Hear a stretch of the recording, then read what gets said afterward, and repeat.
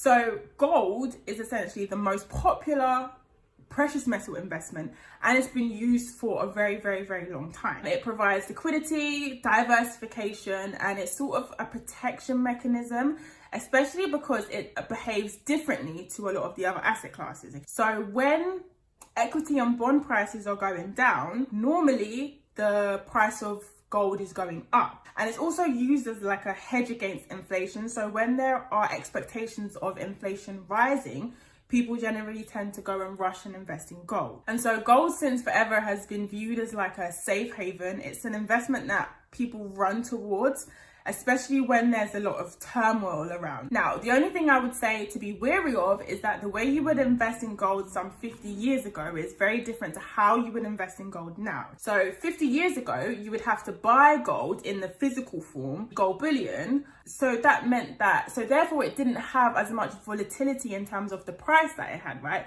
It wasn't as easy to influence the price because it is a commodity. There was a certain number of it out there that could be priced. And as people sort of traded it, they realized that it wasn't a very liquid investment, meaning it wasn't easy to sell and to get your money from it. Because naturally, when you're trading something in the physical form, there's a lot of costs that need to be accounted for, right? You need delivery, you need to store it, and all of those kinds of things. But for the last number of years, where certain markets such as derivatives have emerged, gold prices have now been much more prone to what's known as speculation.